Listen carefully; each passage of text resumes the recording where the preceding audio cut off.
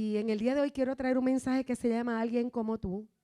Y quiero utilizar a Simón, que es Pedro, para hablar y compartir. ¿Por qué? Porque si hay algo que nosotros estamos claros, ¿verdad? Como decía cuando comenzamos, la iglesia está pasando tiempos complicados en su carácter personal. Nosotros sabemos de algo que es definitivo. Primero, que Dios nos ama. Segundo, que estamos en el mundo. Y mientras nosotros estemos en el mundo, sabemos que vamos a enfrentar dificultades. Si alguien está enfrentando tiempos de dificultad, yo te voy a pedir que honestamente, con transparencia e integridad, tú levantes la mano. Yo levanto las dos. O sea, todos estamos pasando tiempos de desafíos y todo lo que se vislumbra hacia el futuro es tiempo de incertidumbre. Nosotros tenemos al Señor, así que nuestra esperanza es diferente. Hay 3 preguntas que quiero hacerte en el día de hoy, partiendo de la premisa que necesitamos saber y entender claramente cómo es que Dios trabaja con nuestros fracasos. ¿Cuántos de los que están aquí han sentido que en algún punto de su vida han tenido un fracaso o están viviendo un fracaso ahora mismo? ¿O han fracasado en algún aspecto de la vida? Yo no sé tú, pero yo he tenido muchos fracasos. Y hay 3 preguntas que yo me debo hacer con honestidad. Y le pido al Espíritu Santo, al dulce Espíritu de Dios, que venga y saque lo oculto a la luz y trabaje con nuestro corazón para desatar esperanza. Me parece un tiempo propicio para hablar de fracasos. Y lo primero que preguntaría es, ¿qué causa nuestros fracasos personales? Lo segundo, ¿qué debo hacer cuando fracaso, cuando fallo en algo que me propuse? Y lo tercero, ¿qué hace Jesús con mis fracasos? Jesús no es como nosotros. Y yo creo que si hay algo que hemos visto, ¿verdad?, en este tiempo de transformación, que es la palabra que el Señor nos ha dado este año, es que Dios está trabajando con nuestras vulnerabilidades y algo que debe estar presente en cada uno de nuestros logros es eso mismo, que somos vulnerables. Aquí ninguno de nosotros es perfecto. Jesús, en su andar en la tierra, con un cuerpo físico rodeado de debilidades como todos tenemos, ¿verdad?, tuvo esa clara conciencia. Wow, ¿escuchaste? El Hijo de Dios, Jesús, estaba claro que cuando caminó sobre la tierra también era vulnerable. Y cuando estaba enfrentando grandes desafíos, él oraba más que nunca, se pegaba más a Dios. Cuando ministraba, se acercaba al Padre en oración. Cuando llegó la hora de su mayor quebranto en Getsemaní, que fue el lugar donde alineó su angustia, se sujetó y oró y rogó que su voluntad se alineara a la de Dios. Él estaba reconociendo su vulnerabilidad como ser humano, como hombre. Fue tan fuerte que sabemos, ¿verdad?, que sudó sangre. Pero la palabra establece una promesa que está en 1 Corintios 10:13 y dice así: ustedes no han sufrido ninguna tentación que no sea común al género humano. Pero Dios es fiel y no permitirá que ustedes sean tentados más allá de lo que puedan aguantar. Más bien, cuando llegue la tentación, Él les dará también una salida a fin de que puedan resistir. Y algo que debe ser importante en nuestra memoria es que todas las tentaciones, antes que tú, alguien las ha experimentado. Tú no eres el único que tiene ganas de hacer lo que tienes ganas de hacer o que eres tentado en un área específica. Todos estamos en el mismo bote. Así que mira a tu alrededor y dile: todos estamos en el mismo bote. Pero en Hebreos 2:18 dice algo extraordinario que dice: por haber sufrido él mismo la tentación, puede socorrer a los que son tentados. Amén. Hay alguien que te puede socorrer en el momento de la tentación. Tú no estás solo ni estarás solo jamás. Y ahora, ¿Qué causa nuestros fracasos personales? Número uno, pues mira, somos imperfectos, vivimos en un mundo imperfecto y todos vamos en un momento u otro de nuestras vidas, sea desde niños, más grandecitos en la adolescencia, la vida universitaria, la vida, ¿verdad?, de noviazgo, en todas las esferas de tu vida, tú vas a experimentar fracasos. Y quiero recordarte que no hay nadie tan grande como para no caer. Así que en una medida, tú y yo y todos nosotros en algún momento vamos a caer. Y hoy quiero hablarte de la misericordia de Dios sobre nuestros fracasos. Hoy te quiero hablar de un hombre que, mira, mientras más lo miro, más enamoro del Señor. Yo miro la historia de este hombre y me enamoro del Señor. Porque es que el trato de Dios es tan especial con cada uno de nosotros. Dios es el Dios de nuestra historia. Y la forma en que Él trabaja conmigo no es la misma que trabaja contigo. Pero si de algo estoy seguro, es que Él no te pierde el rastro. Que Él está pendiente de ti de tal manera que Él te mira, extiende sobre ti misericordia y siempre busca la oportunidad para levantarte, para animarte. Así que hoy vamos a hablar de Simón y como lo vimos, ¿verdad?, al principio, todos conocen esa imagen, ¿verdad?, que nos ha presentado de Chosen de Simón Pedro.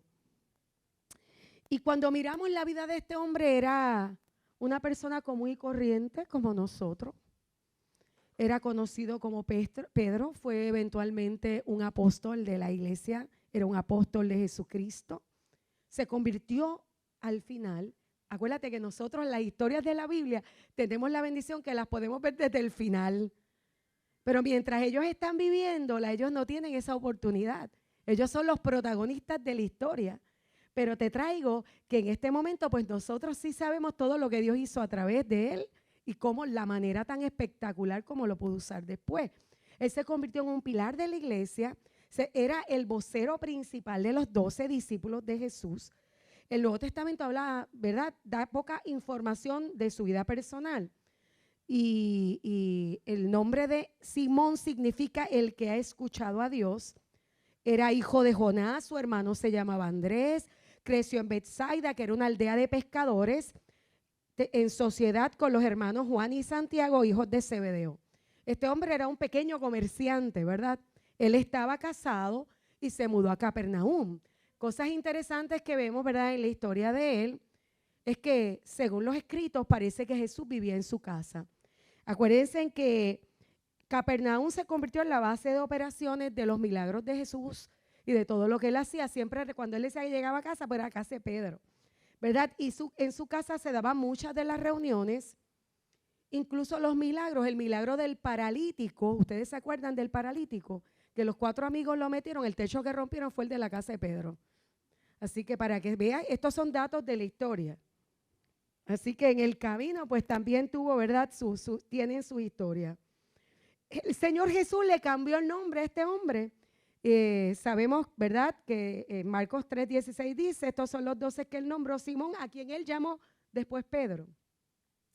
Simón, como te dije, significa Pedro escuchado, pero, Simón significa el que ha escuchado a Dios, pero Pedro significa roca.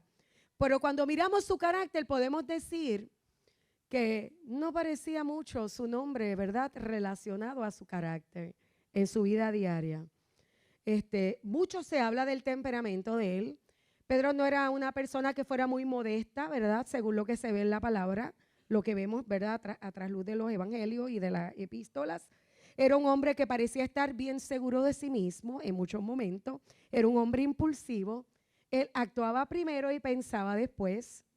Cuando Cristo lo invitó a seguirlo, pues él inmediatamente soltó todo y se fue detrás de él. Cuando Jesús caminó sobre las aguas, él fue el primero que se lanzó. Le dijo, si eres tú, mándame que yo camine. Y se tiró por la borda para afuera y él fue el único que caminó sobre las aguas. Pero quiero que me acompañes a mirar por unos momentos cómo este hombre tan especial, tan ungido, tan maravilloso, que Dios usó de formas tan tremendas, porque Dios lo usó como un pilar en la iglesia primitiva de maneras extraordinarias. Era el vocero de los 12. Cuando él hablaba, todos escuchaban, todos le seguían, Interesante, ¿verdad? Una persona que cuando te dije, bueno, era el que ha escuchado a Dios, pero cuando le cambiaron al nombre a Roca, como que no se veía muy rocoso su carácter. Vamos a mirar qué causó los fracasos de Pedro y a través de él vamos a mirar qué causa los fracasos en nuestra propia vida. Y lo primero que quiero decirte, voy a hablar de del final de los tiempos en la vida de Jesús. En la vida de Jesús aquí en la tierra, porque el final de los tiempos es cuando Él venga. Pues lo primero es que sobreestimamos nuestra fuerza. Y a veces nos confiamos tanto en nosotros mismos, tenemos esta única seguridad, que se nos olvida lo vulnerables que somos. Y en la palabra, está en Mateo 26, dice, esa misma noche Jesús les dijo a sus discípulos, todos ustedes me abandonarán porque está escrito, o sea, Él está citando la palabra, heriré al pastor y se dispersarán las ovejas del rebaño. Pero después que yo resucite, iré delante de ustedes a Galilea. Este es el maestro dándole instrucciones a sus discípulos y diciéndole lo que va a suceder. Y ahí viene Pedro y abre su boca, aunque todos te abandonen, yo jamás lo haré. Y Jesús lo mira como quien conoce todo. Te aseguro, le contestó Jesús, que esta misma noche, no es el mes que viene, ni en 3 años, hoy mismo, ¿me estás diciendo esto aquí hoy? Te aseguro que hoy mismo, antes de que cante el gallo, me negarás 3 veces. Y ahí viene Pedro otra vez, se levanta, ¡ja! Aunque tenga que morir contigo, insistió Pedro, jamás te negaré. Y los demás discípulos, ¿verdad?, que lo seguían, dijeron exactamente lo mismo. Nosotros tampoco. Y cuando miramos, él sobreestimó su fuerza. Y lo vamos a ver, ¿verdad?, a través de la historia que está expresada en la palabra. Y en 1 Corintios 10:12 hace una advertencia que cada uno de nosotros debe tener conciencia. Y debemos vivir con esta conciencia cada día de nuestras vidas. Porque dice la palabra, por eso que nadie se sienta seguro de que no va a pecar, pues puede ser el primero en hacerlo. Esa confianza y seguridad que muchas veces tenemos en nosotros y en nuestra capacidad puede ser la puerta por la cual nos vamos a escocotar, por la cual vamos a fallar. La palabra lo dice en otras versiones de otra manera que quizás lo has escuchado más. El que crea estar firme, que vele que no caiga. Es que caemos con tanta facilidad cuando tú dices yo nunca. Cada uno tiene la probabilidad de caer en el área que dijo que jamás va a caer. Y yo siempre tengo una frase pueblerina que les digo, se junta la necesidad con la debilidad y ¡boom! Ahí viene la caída. ¿Por qué? Porque realmente cuando hay una necesidad y se junta con una debilidad, yo estoy a segundos de escocotarme, de tener una caída estrepitosa. Así que hay que estar preparado para el fracaso. En el área que tú piensas que no vas a caer, tienes que tener cuidado. Momentos para ser vulnerable. Cuando tienes un gran éxito, cuando tú tienes una gran victoria, tú te descuidas. ¿Por qué? Porque tuviste victoria y ahí es que estás propenso para el fracaso. A veces el hecho de haber pasado una crisis espiritual muy fuerte y haber salido de ella y haberla superado te hace bajar la guardia. Y sobreviviste a algo espantoso, terrible, que nadie pensó que tú tenías la capacidad, pero el Señor estuvo contigo y tú ahí lograste superarlo. Y después vienes y caes por una pequeñez.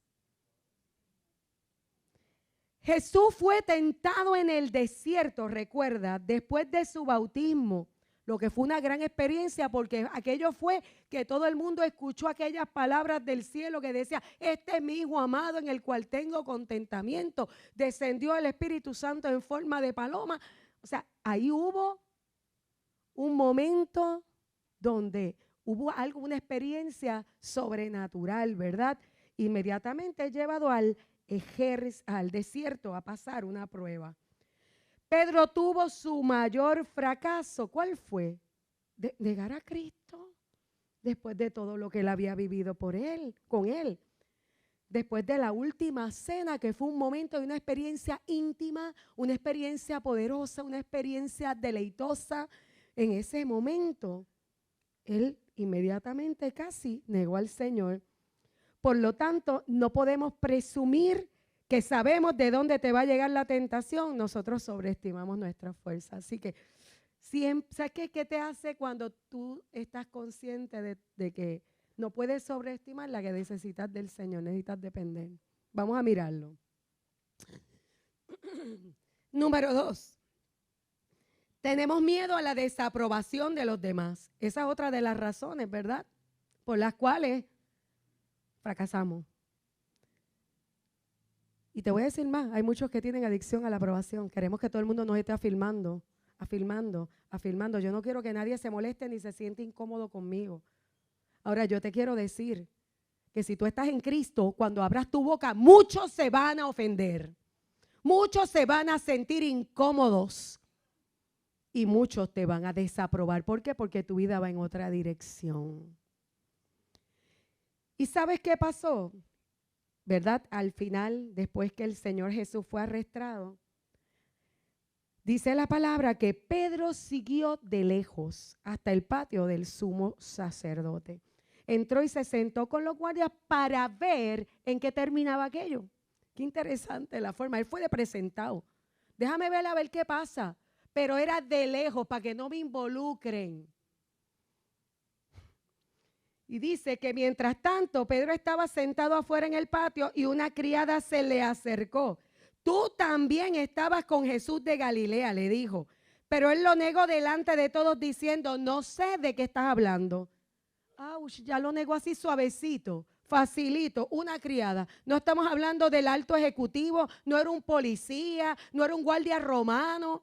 Era simplemente una criada. Dios, pero tú no estabas también con Jesús de Galilea. ¿Y qué él dijo? Inmediatamente, yo no sé de qué tú hablas. Se desentendió. Él seguía a Jesús de lejos. Y, ¿verdad? Él tenía miedo a que no lo aprobaran, a que no lo validaran, a que alguien dijera, te cancelo. Oye, tú sabes que es bien fuerte hoy en día. La gente se cuida de lo que dice, habla o hace por miedo a que lo cancelen. Porque si vienen y alguien levanta la voz y empieza a correr la voz de que tú no sirves, que tú no puedes, que tú estás mal, que tú eres, te cancelan, como predicó, ¿verdad, Eduardo? No hace mucho. Y este muchacho, Pedro, tenía un problema de adicción a la aprobación. En un momento dado, más adelante, al final de su ministerio, lo vemos frente a Pedro, donde están discutiendo cara a cara. ¿Por qué? Porque a él le gustaba aparentar guardar las apariencias en el grupo que estuviera. Si estaba con los judíos, se comportaba como judío. Y si estaba con los gentiles, comía y hacía de todo como si nada. Dependiendo de con quién él estaba, él actuaba, buscando la aprobación y confabularse con los dos grupos. Él estaba ahí en el mismo medio. Y te pregunto, porque es importante en este momento, que tú pienses si tú te has convertido en un seguidor de Jesús a la distancia. Porque ser un seguidor de Jesús a la distancia es peligroso. Estás como estuvo Pedro en ese momento esperando a ver qué pasa. ¿Cuál es tu posición dentro de lo que Dios está haciendo? Tú eres una persona que está involucrada buscando conocer, estar en el medio de la acción, o simplemente eres un espectador a la distancia de lo que está sucediendo con el cuerpo de Cristo. ¿Qué es lo que más te interesa? ¿Qué es lo que más te importa? ¿Dios o la gente? Y es importante que lo pensemos en el día de hoy. Porque la opinión que más te importa es la que ocupa el lugar de tu Dios en este tiempo en tu vida.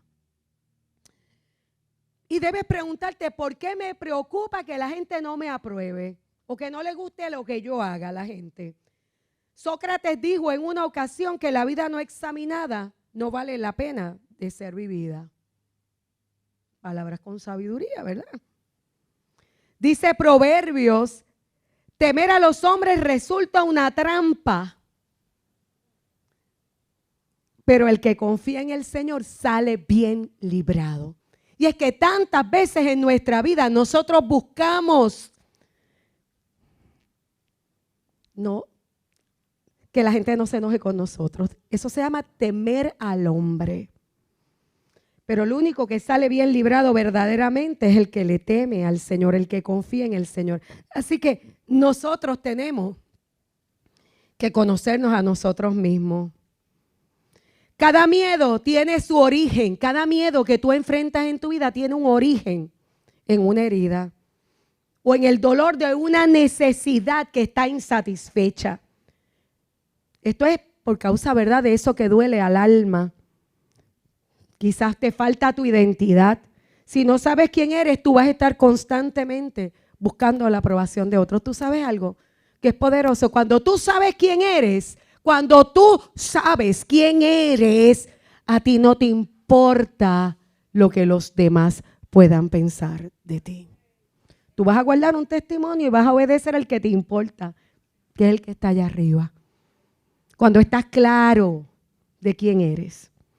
Otra de las cosas que, ¿verdad?, hace que fracasemos es que hablamos sin pensar. Y cuando miramos, continuamos viendo a Pedro allí a ese escenario, ¿verdad? Cuando salió a la puerta, Pedro huyendo de aquella situación con la criada, ahí otra criada lo ve y le dice a los que estaban allí, este estaba con Jesús de Nazaret. Y él volvió a negarlo, pero esta vez le añadió un juramento. A ese hombre ni lo conozco, lo juro. Pero poco después se acercaron a Pedro los que estaban allí y le dijeron, seguro que eres uno de ellos. Se te nota por tu acento. Y comenzó, ¿sabes lo que comenzó a hacer este muchachito? Comenzó a echarse maldiciones. Maldita sea el momento en que si yo lo conozco a él. Empezó a maldecirse a sí mismo. Y juró, a ese hombre ni lo conozco. Y en ese instante el gallo cantó. Y es que tenemos que ver algo que es importante para nosotros. Mira, las heridas hablan, el coraje habla, la frustración habla, pero el temor también habla. Y en ese momento, este hombre habló disparates porque su corazón se llenó de temor. Ponemos la boca en movimiento antes de que nuestra mente haya pensado y analizado lo que estamos hablando. Y yo hoy te quiero llamar tu atención. ¿Por qué? Porque muchas veces hablamos sin pensar y lastimamos a la gente que amamos. Las herimos. Nunca le decimos, Señor, ¿tú quieres que yo diga esto? Esta es la forma correcta de decir lo que voy a decir, sino que simplemente decimos lo que pensamos sin importarnos las consecuencias. Y la gente dice, es que yo digo lo que pienso. Pues yo te voy a decir una cosa, una persona que dice lo que piensa es una inmadura. Porque se supone que nosotros, las personas maduras, tenemos que pensar lo que decimos, porque las palabras que salen de nuestros labios tienen consecuencias. Y el problema es que nosotros tendemos a no medir las consecuencias de lo que sale por nuestra boca. Y hoy te vengo a decir, Dios te hace responsable por cada palabra que sale de tu boca. Te hace responsable, aunque lo quieras evadir.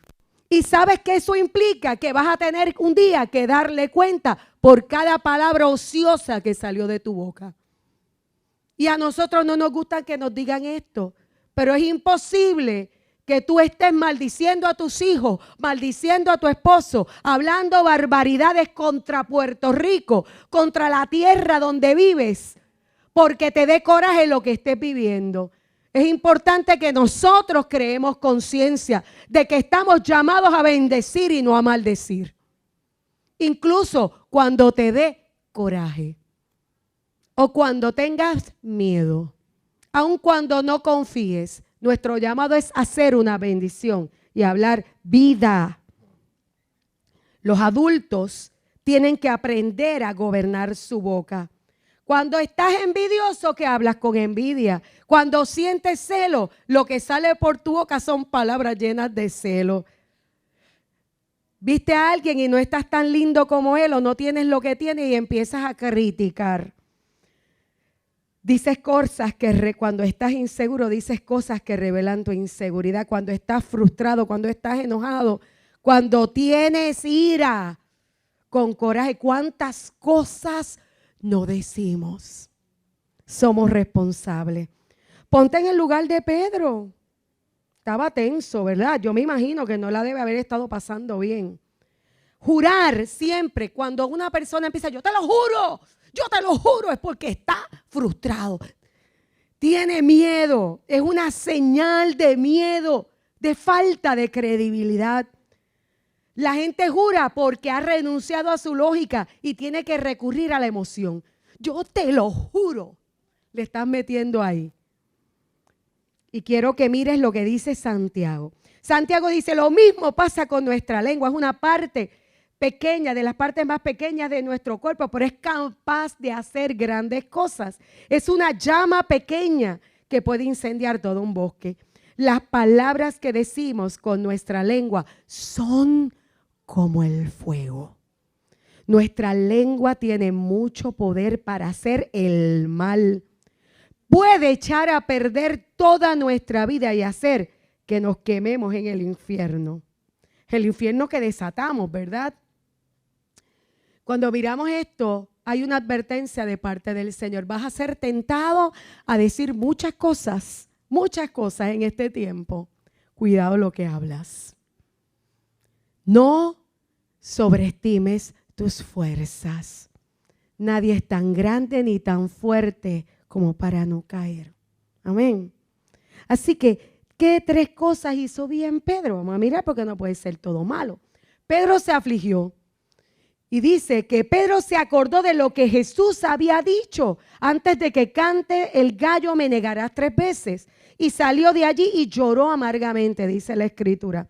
Algo que me llama la atención de este hombre, y yo creo que es uno de los factores claves por lo que él fue restaurado tan tremendamente, fue forjado como el hombre que Dios llamó a ser, es su extremada percepción del pecado.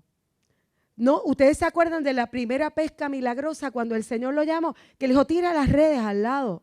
Cuando él la tiró y que esa red se llenó de peces, él cayó cuando reconoció que estaba delante de Dios mismo y dijo, apártate de mí que soy pecador. Y se tiró al piso y se arrodilló. Eso es temor de Dios. Yo creo que el temor de Dios es clave en nuestra vida. Él era sensible cuando se le señalaba el pecado. No se empeñaba en seguir en una posición. ¿Estás viendo lo importante de esto? Pedro pecó tan penosamente como lo hizo Judas. Judas traicionó a Jesús por dinero. Pedro lo maldijo. No hay diferencias en el pecado excepto en el hecho de que Pedro se arrepintió y Judas por el remordimiento fue y se ahorcó. Dice la palabra en el Salmo 51, el sacrificio que te agrada es un espíritu quebrantado. Tú, oh Dios, no desprecias el corazón quebrantado y arrepentido. O sea, es que tenemos que reconocer cuando hicimos algo mal. No podemos pretender que se quede, pues que se chave. No, lo hice mal. Lo reconoces, te afliges, te duele, no lo minimizas. Mira, ha habido momentos en mi vida donde yo he sido confrontada porque algo no salió como yo esperaba. Y lo primero que yo hago, y yo te confieso que esta es mi actitud, el Señor sabe, me voy al piso y me tiro y digo, perdona mis pecados, perdona mi parte en este asunto. Yo te pido perdón. Yo no me estoy parada. Señor, perdóname, sabe si pequé. Yo me voy al piso. Literalmente me acuesto en el piso y digo, Señor, muéstrame. Te pido perdón. Ayúdame. Perdona mis pecados. ¿Por qué? Porque tengo que reconocer que fracasé en algo que era importante.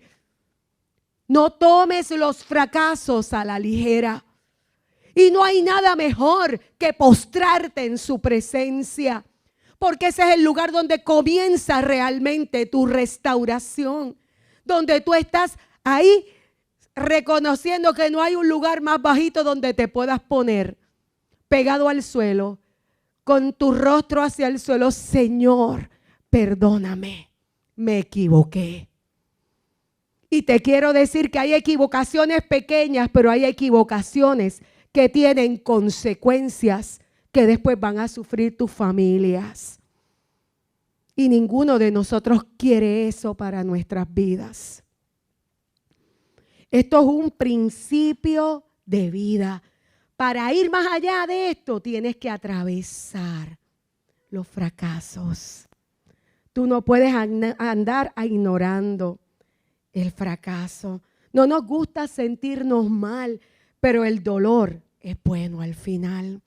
La aflicción que sentimos cuando fracasamos, y la aflicción es la forma en que aprendemos las lecciones. No olvides tus fracasos. No los olvides. Esto es cuando nosotros fracasamos y nos quedamos calladitos. ¿Sabes lo que sucede? Es como cuando tú bates una Coca-Cola. En algún momento esa Coca-Cola tiene la capacidad de hacer una explosión. De esa misma manera, cuando tú reprimes las emociones porque fracasaste, tarde o temprano van a haber explosiones de ira, van a haber explosiones de diferentes manifestaciones, ¿verdad? Que sabes que van a hacerle daño a muchas personas. Va a salir para todas partes. Tenemos que tratar esas emociones. Y mira, si tú no lo sacas en el momento, si no vas delante del Señor, pasan los meses, pasan los años. Y dice, ¿por qué fulanito responde de esta manera?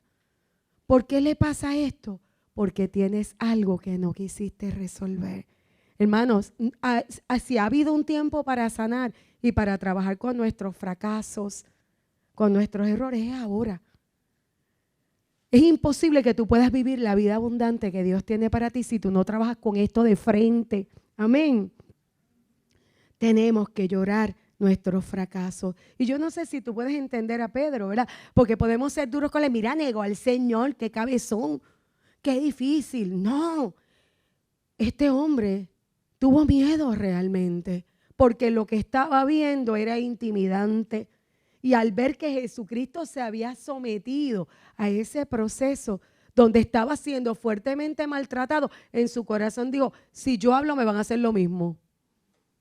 Él no estaba listo. Pero ¿sabes qué? Un día lo estuvo. En ese momento estaba en formación, como estamos todos los que estamos aquí.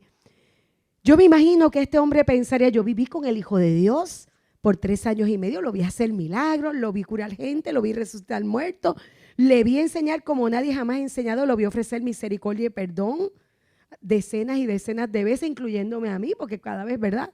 Con él yo quiero que tú sepas que de los íntimos de Jesús estaba Pedro.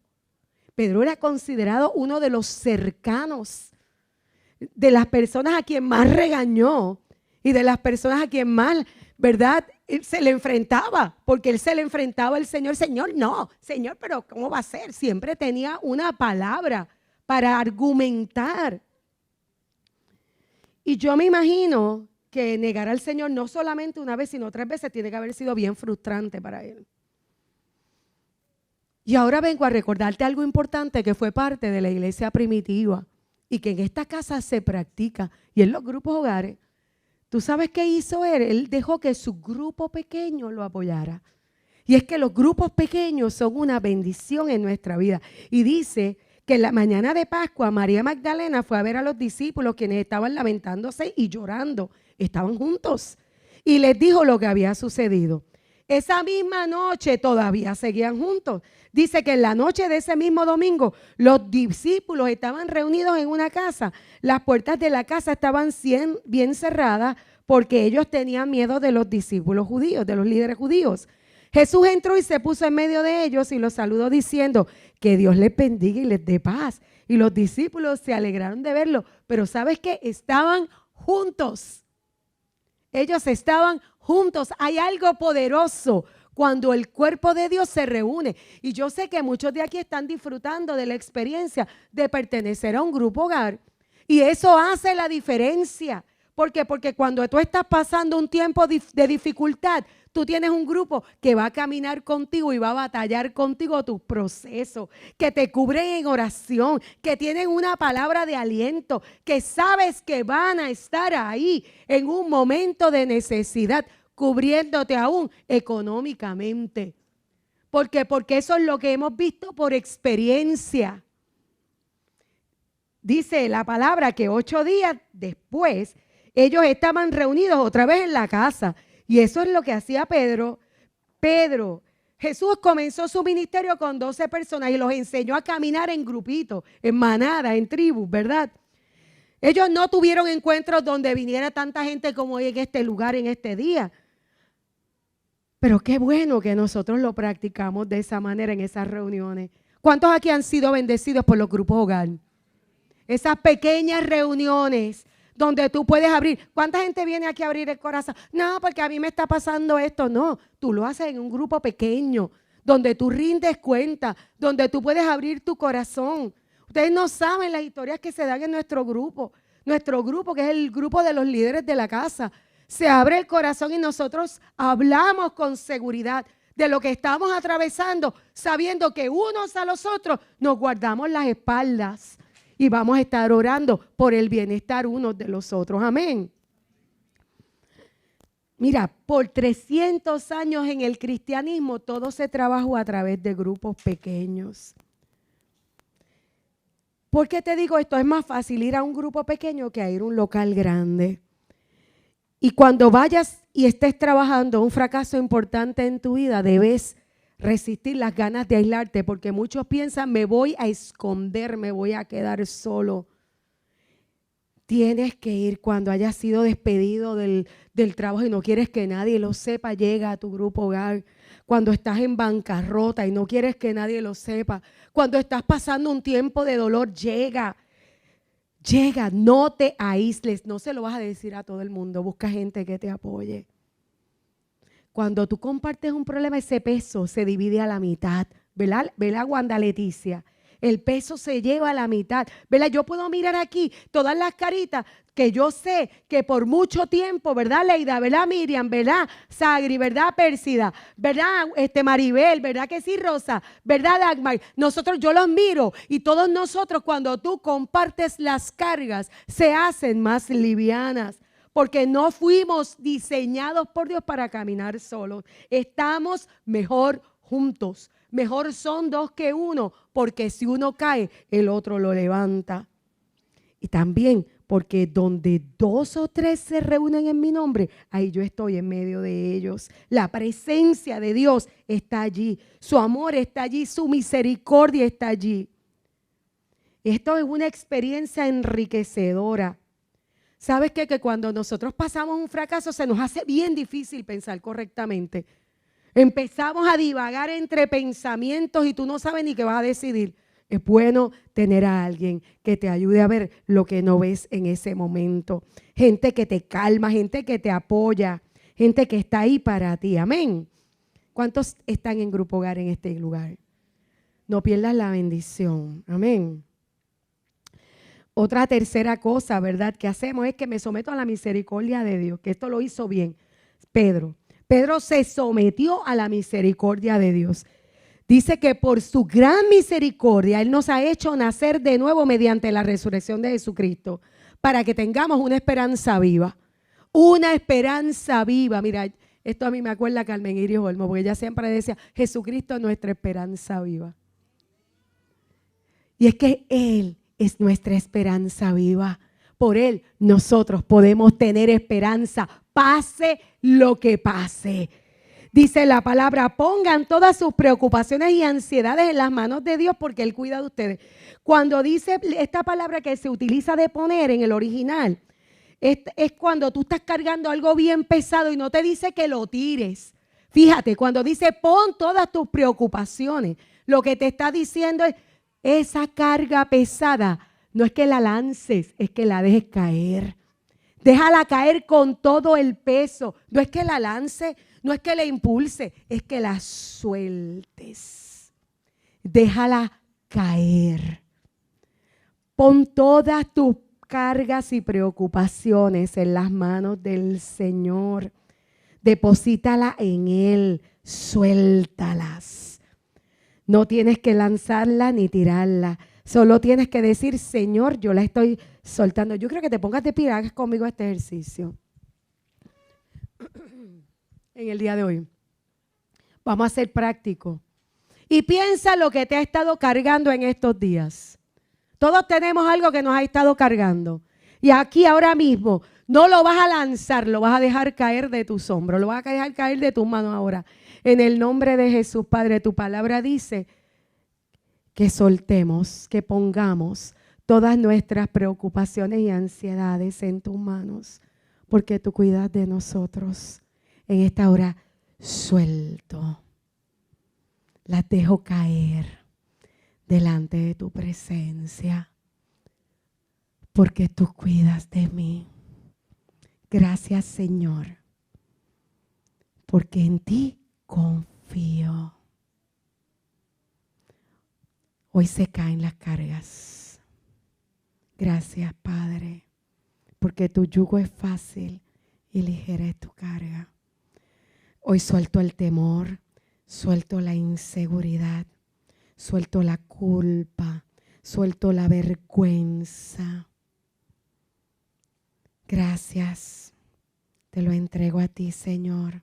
Me someto a la misericordia de Dios. Gracias, Señor. Amén, amén y amén. Amén. Siéntate otra vez que no ha acabado. Así que vamos a seguir. Yo te quiero decir que cuando tú te sometes a Dios y te sometes a la misericordia de Dios, le quitas el poder al enemigo para acusarte. Le quitas el poder al enemigo para acusarte. Satanás minimiza el pecado para que tú lo cometas. Todo el mundo lo hace, pero después viene a acusarte para destruirte. Lo magnifica, el error pequeño que hayas cometido para inutilizarte. ¿Qué hace Dios con nuestros fracasos? Y quiero con esto, ¿verdad?, terminar. Y este versículo tiene 4 cosas que Dios hace. Está en Lucas 22 y dice, Jesús le dijo a Pedro, yo sé que te va a pasar algo terrible. Le dice, hey, Simón, Simón. Cuando repite el nombre 2 veces lo está haciendo ¿para qué? Lo que te voy a decir es importante. Así que hoy escucha tu nombre repetido 2 veces. Y él le dice, Satanás ha pedido zarandear a cada uno de ustedes como si fueran trigo. Pero yo he rogado en oración por ti, Simón, el que oye a Dios, para que tu fe no falle. De modo que cuando te arrepientas y vuelvas a mí, fortalezcas a tus hermanos. Ya desde ahí estaba marcado que el paso de él iba a ser seguido por otro. Yo te vengo a recordar en el día de hoy que tus acciones y tus respuestas van a ser seguidas por otros. Sea tu familia, sean tus hijos, sea la gente que te rodea en el trabajo que saben que eres cristiano. Todo lo que tú haces tiene ondas expansivas. Y la oración era por Pedro, pero era por más, por todos los que estaban rodeándolo. Amén. Lo primero, hay 4 cosas que nos dice este versículo así de cortito. Lo primero es que Él no se sorprende. ¿Por qué? Porque Dios lo sabe todo. ¿Sabe? Mira, dice, Dios sabe todo de nosotros. Sabe que estamos hechos de polvo. Él sabe que somos frágiles. Dios le estaba advirtiendo lo que sucedería. Él sabía la verdad. Y le dijo, todos van a abandonarme, todos van a perder la fe, la confianza en mí por lo que va a suceder. Él lo sabía. ¿Sabes qué Él hace? Que es lo segundo que te dice este versículo. Él ora por nosotros. Qué cosa tan grandiosa que en medio de tus pruebas, en medio de tus procesos de dificultad, ya el Señor hizo provisión para ti orando. Dice la palabra, Jesús puede salvar para siempre a los que por medio de Él quieren ser amigos de Dios. Pues vive eternamente y siempre está pidiendo a Dios por ellos. Así que Jesús está pidiendo todo el tiempo por ti para que tu fe no falte. para que tú puedas seguir adelante en el propósito de Dios. Jesús ora por ti. ¿Sabes qué es lo tercero que dice esto? Que Él cree en ti. Y lo vemos cuando dice, de modo, he orado por ti para que tu fe no falte, de modo que cuando te arrepientas, porque yo sé que te vas a arrepentir. Qué brutal, qué tremendo. Él cree en ti, de modo que cuando te arrepientas, y no solo te arrepientas, y vuelvas a mí. Dice la palabra, 7 veces caerá el justo, pero otras tantas se levantará. Él cree en nosotros en los peores momentos de nuestra vida. Él cree incondicionalmente en ti. Esa es la marca del verdadero creyente. Dios te sigue con fidelidad. Incluso los justos caen, la gente cae. Y fíjate qué cosa tan tremenda, que cuando Él estaba, ¿verdad? En ese momento, Él muestra su misericordia sobre Pedro. Cuando Jesús resucita, lo primero que hace, dice que el ángel está anunciando la resurrección del Señor. Le dice, no se alarmen. Ustedes buscan a Jesús de Nazaret que fue crucificado. No está aquí porque ha resucitado. Ahora vayan y cuéntenle a sus discípulos, incluyendo a Pedro, que Jesús va delante de ustedes a Galilea. Y allí lo verán tal como Él les dijo antes de morir. Porque hay momentos donde tenemos que recordar que Dios no hace acepción de personas, que tus fracasos no te han descualificado. Él dijo, cuéntale a Pedro y a otros discípulos. Él creía en Pedro y sabía cómo estaba su corazón en ese momento. Cuando estamos decaídos, ¿sabes lo que hace el Señor? Muestra sobre nosotros su misericordia. Qué grandioso es el Señor. Él muestra su misericordia sobre ti cuando te faltan la fuerza, cuando estás cansado, cuando has perdido el ánimo. Y dice la palabra en Lamentaciones, el fiel amor del Señor nunca se acaba. Sus misericordias jamás terminan y grande es su fidelidad. Sus misericordias son nuevas cada mañana. Todos los días Él extiende sobre ti algo nuevo, algo tremendo. Y ¿sabes qué? En medio de ese proceso de frustración que todos, ¿verdad? Vimos que Él estaba viviendo, ¿verdad? Ya Jesús resucitó, Él seguía con este proceso de culpa. Y Simón Pedro se levantó nuevamente. Esto está déjame ver, aquí está, lo tengo acá abajo. En Juan 21, y dice que Jesús se les había aparecido a sus discípulos junto al mar de Galilea. Y Simón Pedro dijo, me voy a pescar. Cuando él dijo, voy a volver a lo que hacía antes de estar con el Señor por mi fracaso. Cuando nosotros queremos volver atrás es una señal de depresión. Y los demás le dijeron detrás de él, nosotros también seguiremos, vamos detrás de ti. Así que salieron en la barca, pero no pescaron nada en toda la noche. Los pescadores profesionales no pescaron nada. Y es que en ese mismo instante se estaba recreando nuevamente una imagen. Se estaba recreando la imagen de la primera pesca, donde Pedro tuvo que reconocer que Dios, que Jesús era Dios. ¿Se acuerdan que les dije, apártate de mí, porque soy pecador? Y vemos que esta imagen, entonces él le dijo, echen la red. Ellos eran honestos en su fracaso, porque Jesús le pregunta, ¿pescaron algo? Y ellos dicen, no pescamos nada. Entonces él le dijo, echen la red a la derecha de la barca y tendrán gran pesca. Ellos lo hicieron y no podían sacar la red por la gran cantidad de peces que contenían. Así que ellos entraron en ese instante en la esfera de lo sobrenatural. Entonces el discípulo que el Señor amaba, que ese Juan, le dice, es el Señor. Y cuando Pedro lo escucha, impulsivo al fin como siempre, se lanzó al agua porque él no podía soportar la lentitud de la barca. Y él llegó primero a la orilla.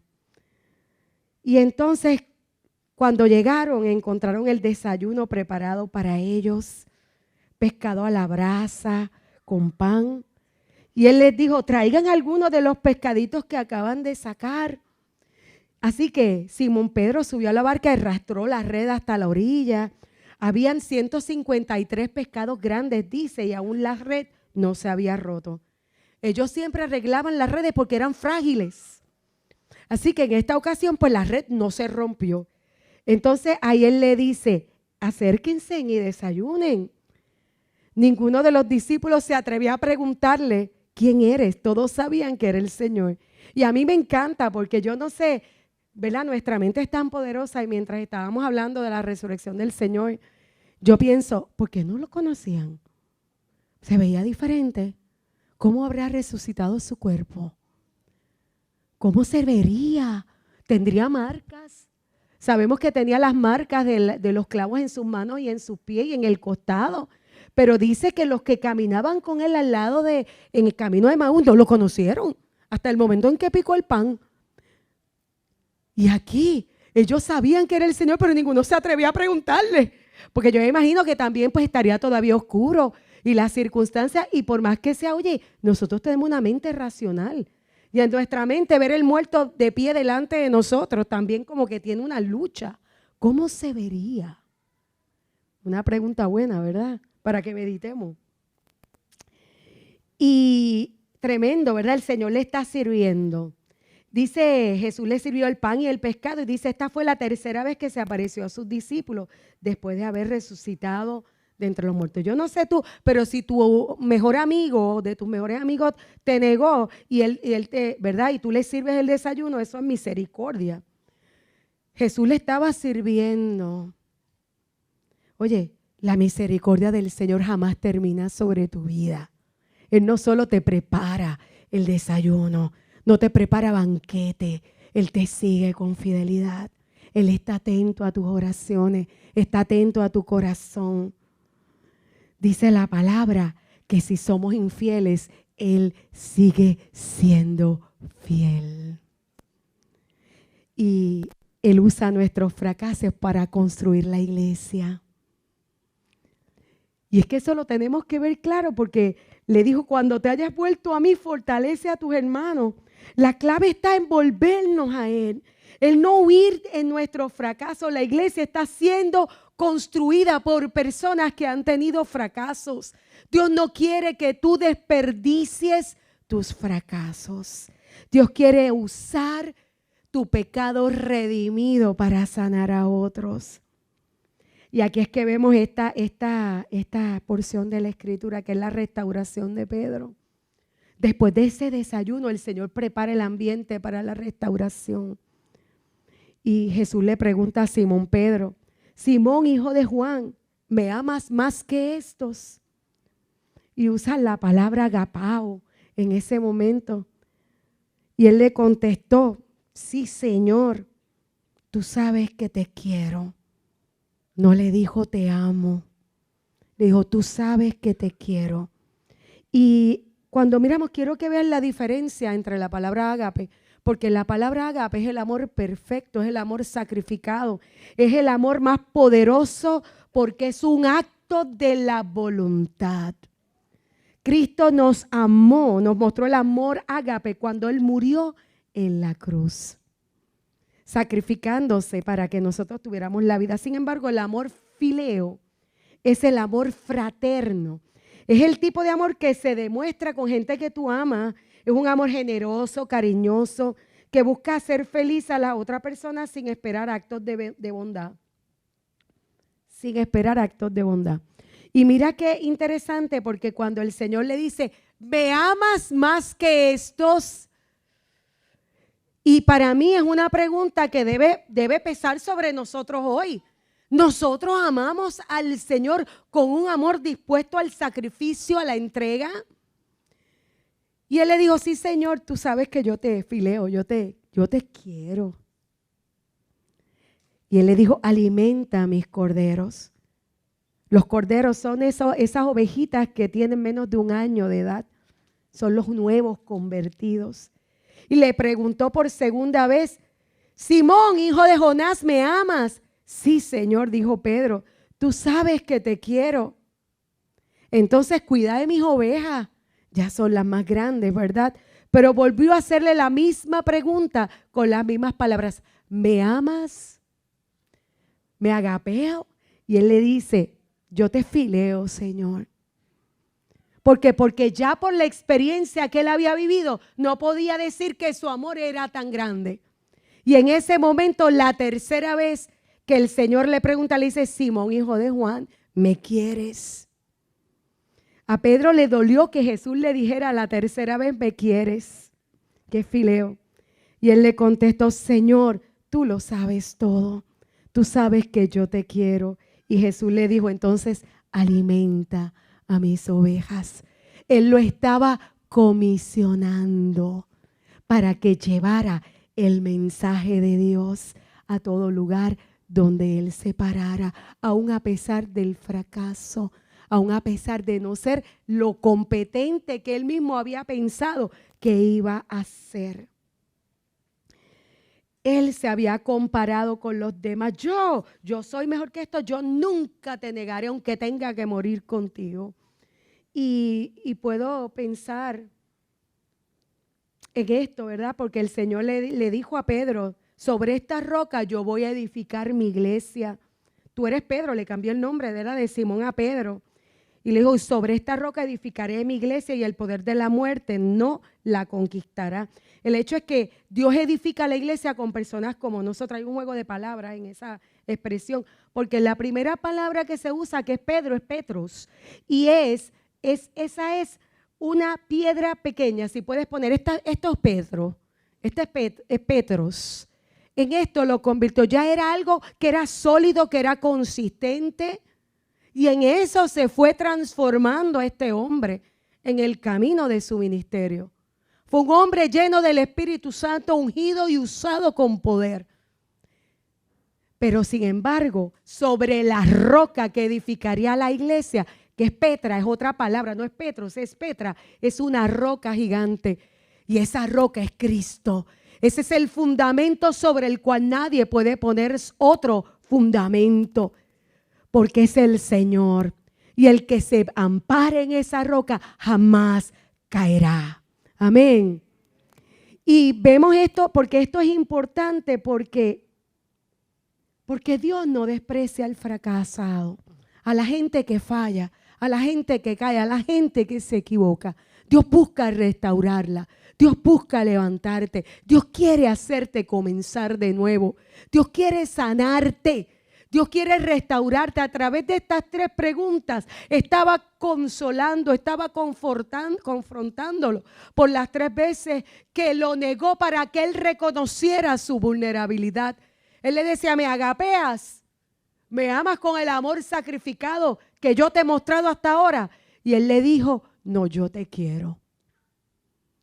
Pero sin embargo, este hombre fue restaurado a un nivel tan poderoso que finalmente ese amor agapeo se manifestó en su vida, porque al final de sus días él fue llevado a la cruz.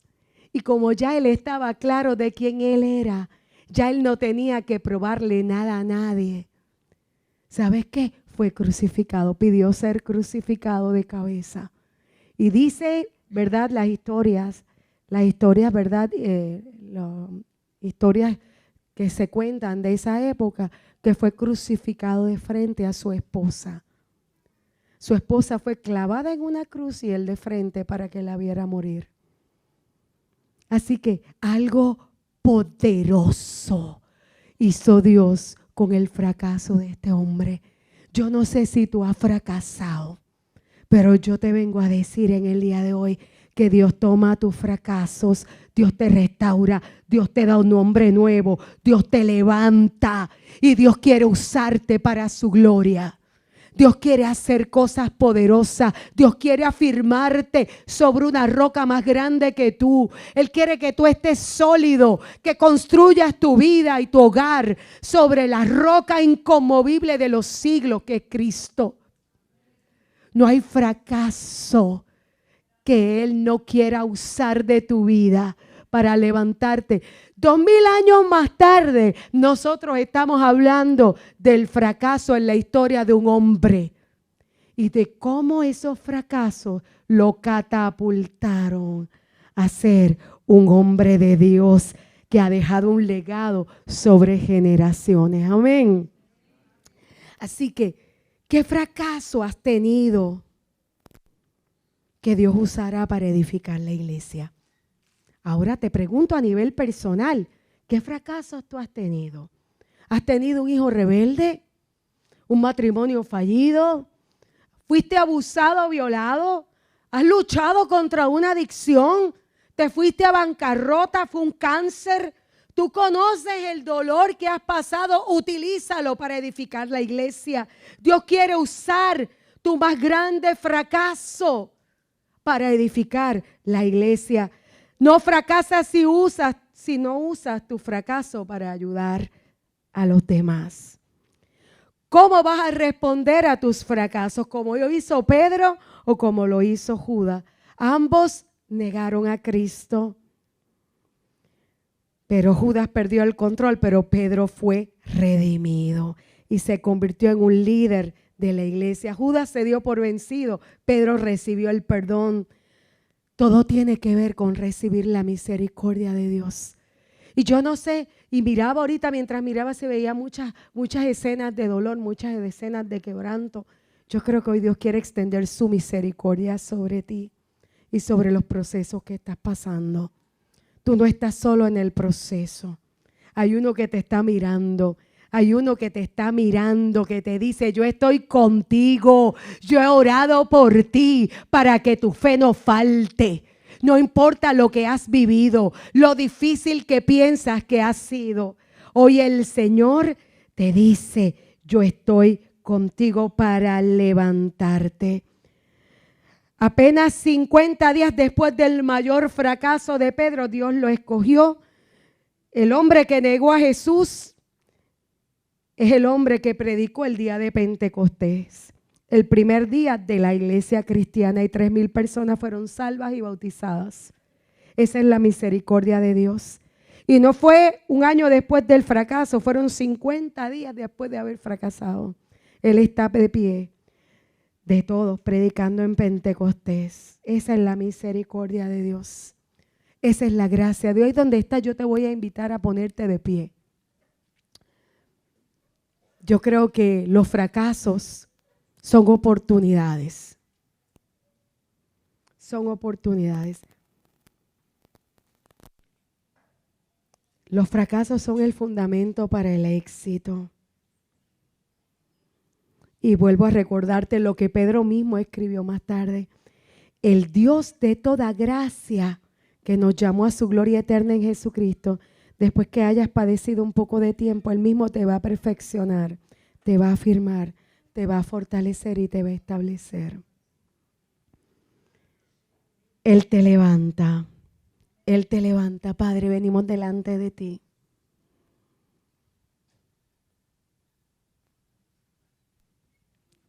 Me encanta la serie de Chosen, porque tú ves ahí algo tan fresco de las historias de la Biblia. Si tienes la oportunidad de verla, vela, porque despierta en el corazón ese fuego también. Y todo lo que haga que nosotros nos volvamos a la Escritura es bueno. Yo no sé si tú has fracasado, pero hoy viene el Señor a decirte, hoy es el día de la nueva oportunidad.